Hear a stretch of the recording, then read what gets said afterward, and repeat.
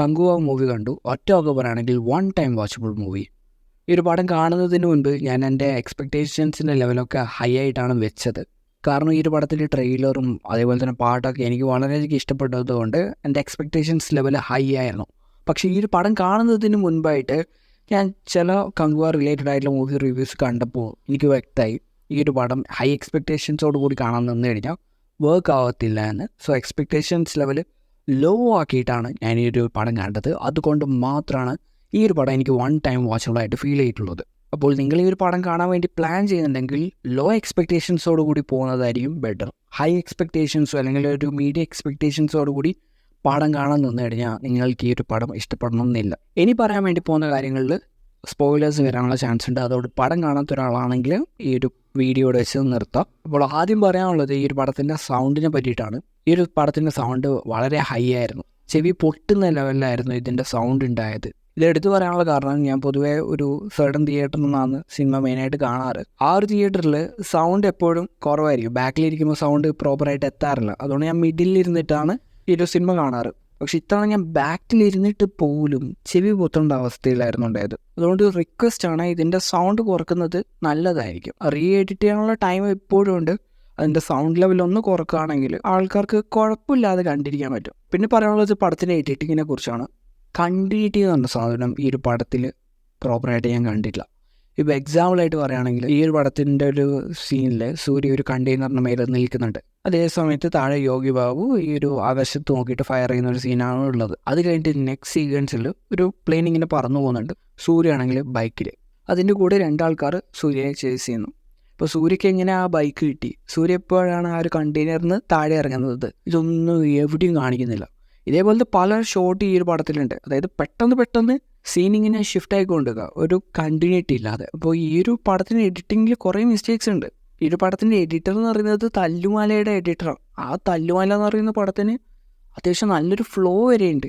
കണ്ടിന്യൂറ്റിയൊക്കെ പക്കയായിരുന്നു. പക്ഷേ ഈ പടത്തിൽ എന്ത് എങ്ങനെയാണെന്ന് എനിക്ക് മനസ്സിലാവുന്നില്ല. ഇത് എഡിറ്ററിൻ്റെ മിസ്റ്റേക്ക് ആണോ അല്ലെങ്കിൽ ഡയറക്ടർ പറഞ്ഞിട്ട് അങ്ങനെ ചെയ്തതാണോ മനസ്സിലാവുന്നില്ല. എന്തായാലും ശരി, ഈ ഒരു പടത്തിൻ്റെ എഡിറ്റിങ്ങിൽ കുറേ മിസ്റ്റേക്സ് ഉള്ളതായിട്ട് എനിക്ക് പേഴ്സണലി തോന്നി. പിന്നെ ഈ ഒരു പടത്തിൻ്റെ പ്ലോട്ടിനെ കുറിച്ച് പറയുകയാണെങ്കിൽ അത്യാവശ്യം നല്ലൊരു പ്ലോട്ടുള്ളൊരു പടം തന്നെയാണിത്. അത് നല്ല രീതിയിൽ എടുത്ത് വെച്ചായിട്ട് ഞാൻ വേറെ ലെവലിലേക്ക് പടം കൊണ്ടുപോകാം. പക്ഷെ അങ്ങനെ ചെയ്തില്ല. ഇപ്പോൾ എക്സാമ്പിളായിട്ട് പറയുകയാണെങ്കിൽ കൽക്കി എന്ന് പറയുന്ന പടം, ആ ഒരു പടത്തിൽ വില്ലൻ കഥാപാത്രം ഈ ഒരു കുട്ടികളുടെ എനർജി എക്സ്ട്രാക്ട് ചെയ്യുന്ന ഒരു പരിപാടി തുടക്കം മുതലേ ചെയ്യുന്നുണ്ട്. പക്ഷെ അത് എന്തിനാണ് ചെയ്യുന്നതെന്ന് നമുക്ക് ആദ്യം മനസ്സിലാവില്ല. പക്ഷെ പടത്തിൻ്റെ അവസാന ഘട്ടത്തിലേക്ക് എത്തുമ്പോൾ വ്യക്തമായിട്ട് പറഞ്ഞിരുന്നുണ്ട് എന്താണ് ആ ഒരു എക്സ്ട്രാക്ഷനെ കൊണ്ട് ഇദ്ദേഹം ഉദ്ദേശിച്ചത്. അതായത് അദ്ദേഹത്തിൻ്റെ ആ ഒരു പവറൊക്കെ റീഗെയിൻ ചെയ്യാൻ പറ്റുമെന്നത് പടത്തിൻ്റെ അവസാനം കാണിച്ചു തരുന്നുണ്ട്. പക്ഷെ അതേ സമയത്ത് കങ്കുവയിലേക്ക് വരുമ്പോൾ നമുക്ക് ഉണ്ടാകുന്ന ഡൗട്ടിന് ഒരു പ്രോപ്പർ ആൻസർ നൽകാതെയാണ് ഈ ഒരു പടം അവസാനിപ്പിച്ചിട്ടുള്ളത്. അതായത് സെക്കൻഡ് പാർട്ടിലെല്ലാം പറയാവുന്ന രീതിയിൽ. ഇപ്പോൾ ഈ ഒരു പടത്തിൻ്റെ തുടക്കത്തിൽ ഒരു കുട്ടിയെ വില്ലന്മാരിങ്ങനെ ചേസ് ചെയ്യുന്നുണ്ട്. എന്തിന് ചേസ് ചെയ്യുന്നു? അതിനുള്ള ഒരു പ്രോപ്പർ ആൻസർ നൽകുന്നില്ല. അതെല്ലാം സെക്കൻഡ് പാർട്ട് പറയാമെന്ന് പറയുന്നു. വില്ലനെ കങ്കുവനെ അറിയാം, എങ്ങനെ അറിയാം? അതിനൊരു പ്രോപ്പർ ആൻസർ ഇല്ല. കുട്ടിക്ക് എങ്ങനെയോ കങ്കുവനെ അറിയാം, അതിനൊരു ആൻസർ ഇല്ല. കങ്കുവക്ക് പിന്നീട് എന്താ സംഭവിച്ചത്? അതിനൊരു ആൻസർ ഇല്ല. ഇതിനുള്ള എല്ലാ ആൻസേഴ്സും ഈ ഒരു സെക്കൻഡ് പാർട്ട് പറയാം എന്ന രീതിയിലാണ് ഉള്ളത്. അപ്പോൾ ഒരു ഇൻകംപ്ലീറ്റ് ഫീൽ അവിടെ വരുന്നുണ്ട്. പടം വാച്ചബിൾ ആണെങ്കിലും ഒരു പ്രോപ്പർ ആൻസേഴ്സ് നൽകാതെയാണ് പടം അവസാനിപ്പിച്ചിട്ടുള്ളത്. ഇതിനെല്ലാം കാരണം ഈ ഒരു ശിവ തന്നെയാണ്. പിന്നെ ഈ ഒരു പടത്തിൽ ക്യാരക്ടർ ആർക്കെല്ലാം വൺ ഷോ ആയിരുന്നു. അതായത് പ്രോപ്പർ ഡെപ്ത് ഒരു ക്യാരക്ടറിനും ഉണ്ടായിരുന്നില്ല. ഭാഗ്യത്തിന് കങ്കുവയ്ക്ക് ചെറിയൊരു ക്യാരക്ടർ ഡെവലപ്മെൻറ്റ് നടത്തിയിട്ടുണ്ടെങ്കിലും ഓവറോൾ നോക്കുകയാണെങ്കിൽ ഒരു കഥാപാത്രത്തിനും ഒരു പ്രോപ്പർ ക്യാരക്ടർ ആർക്കുണ്ടായിരുന്നില്ല. അതായത് പ്രോപ്പർ ഡീറ്റെയിലിംഗ് ഉണ്ടായിരുന്നില്ല. നമുക്ക് ആ ഒരു കഥാപാത്രത്തിനോടൊരു ഇഷ്ടമോ അല്ലെങ്കിൽ ഒരു കണക്ഷൻ ക്രിയേറ്റ് ആകണ്ടേ, അത് ഇവിടെ ക്രിയേറ്റ് ആയിട്ടില്ല. അതേപോലെ തന്നെ സൂര്യയും ആ ഒരു കുട്ടിയും തമ്മിലുള്ള ഒരു കണക്ഷൻ പ്രോപ്പറായിട്ട് വർക്ക് ആയിട്ടില്ല. അപ്പോൾ അതിനെല്ലാം കാരണം എന്ന് പറയുന്നത് പ്രോപ്പർ ക്യാരക്ടർ ആർക്ക് ഡെവലപ്പ് ചെയ്യാത്തത് കൊണ്ട്. ഇപ്പോൾ ഇൻ്റർവ്യൂസിലെല്ലാം വന്നിട്ട് പറയുമ്പോൾ ക്യാരക്ടർ ആർക്ക് ഉള്ളതുപോലെ എനിക്ക് പേഴ്സണലി തോന്നി. പക്ഷേ സിനിമയിലേക്ക് വന്നപ്പോഴേക്കും അത് കാണുന്നില്ല. അപ്പോൾ ഇത് ശിവയുടെ മിസ്റ്റേക്ക് ആണെന്നേ എനിക്ക് പറയാനുള്ളൂ. പിന്നെ ഈ ഒരു പടത്തിൻ്റെ സ്ക്രീൻ പ്ലേ എല്ലാം വൺ ഷോക്കായിരുന്നു. മദൻ കാർക്കയും കൂടി നിന്നിട്ടാണ് ഈ ഒരു പടത്തിൻ്റെ സ്ക്രീൻ പ്ലേ ചെയ്തിട്ടുള്ളതെന്ന് പറയുന്നുണ്ട്. പക്ഷേ ടോപ്പ് ആയിരുന്നില്ല, ഫ്ലോപ്പല്ല, ഒരു ബിലോ ആവറേജ് ആയിട്ടാണ് എനിക്ക് പേഴ്സണലി തോന്നിയിട്ടുള്ളത്. പിന്നെ ഈ ഒരു പടത്തിൽ ബോബി ഡിയോളിന് അത്യാവശ്യം നല്ലൊരു റോൾ ഉണ്ടാവും എന്നാണ് ഞാൻ വിചാരിച്ചത്. ബട്ട് ടു ബി ഓണസ്റ്റ് അങ്ങനത്തെ ഒരു വലിയ റോളില്ല. ശരിക്കും ബോബി ഡിയോൾ ഉണ്ടാക്കിയതിനേക്കാളും വലിയൊരു ഇമ്പാക്റ്റ് ഈ ഒരു പടത്തിൻ്റെ ആ ഒരു ക്യാമിയോ ഒക്കെ ക്രിയേറ്റ് ചെയ്യാൻ പറ്റിയെന്നാണ് എനിക്ക് തോന്നിയിട്ടുള്ളത്. കാരണം ഈ ഒരു ക്യാമിയോ വന്നപ്പോഴേക്കും അദ്ദേഹത്തിൻ്റെ ആ ഒരു സ്ക്രീൻ പ്രസൻസും ഉണ്ട്, തിയേറ്റർ കുറച്ചും കൂടി ഹൈപ്ഡ് ആയിരുന്നു. പക്ഷെ ബോബി ഡിയോൾ വന്നപ്പോൾ വലിയൊരു ഹൈപ്പോ കാര്യങ്ങളോ ഞാൻ കണ്ടിട്ടില്ല. അതുമാത്രമല്ല ആ ഒരു കഥാപാത്രത്തിനാണെങ്കിൽ പ്രോപ്പർ ഡെപ്തും ഞാൻ കണ്ടിട്ടില്ല. പിന്നെ ദിശ പട്ടാനീൻ്റെ കേസ് നോക്കുകയാണെങ്കിൽ അവർക്ക് ഈ ഒരു പടത്തിൽ വലിയൊരു റോളില്ല.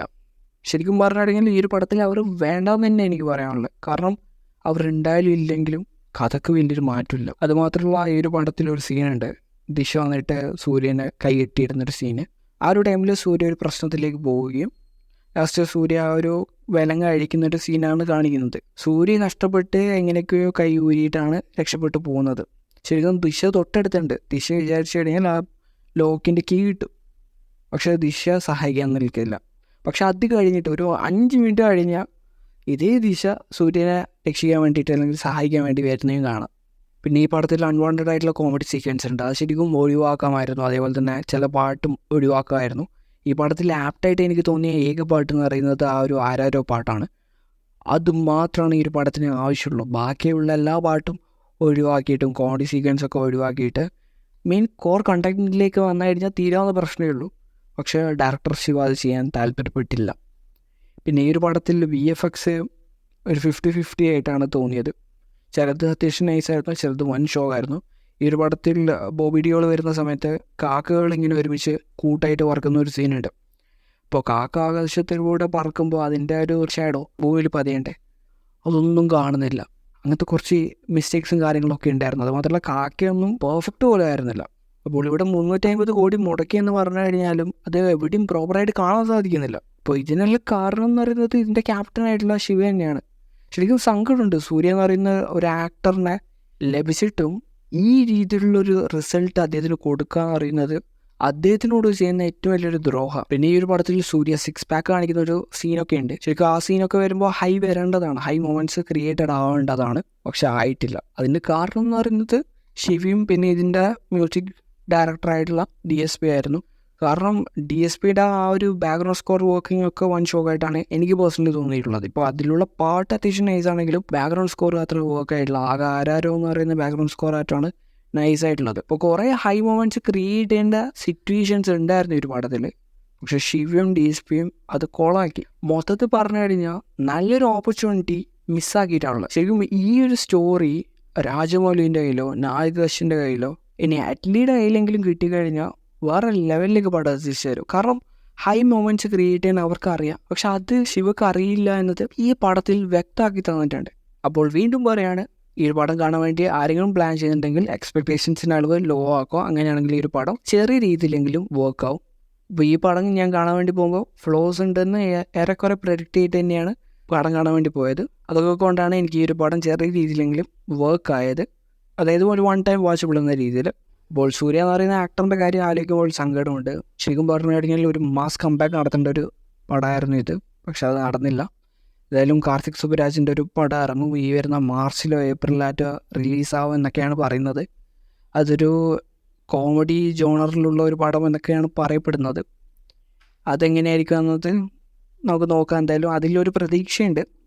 അപ്പോൾ ഈ ഒരു പടം കണ്ടൊരാളാണെങ്കിൽ നിങ്ങളുടെ അഭിപ്രായം രേഖപ്പെടുത്താം. എന്തായാലും thanks for watching this video. See you guys in the next video.